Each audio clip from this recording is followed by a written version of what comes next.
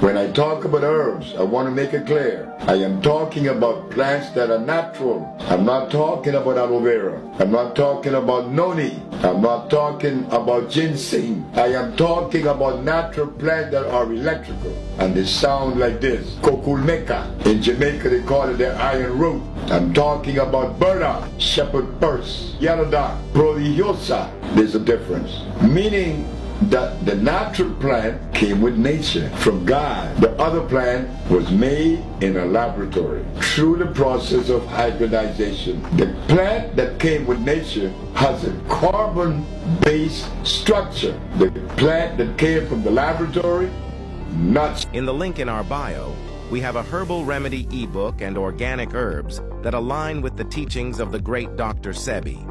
Follow Divine Herbal Roots for more daily tips about real health.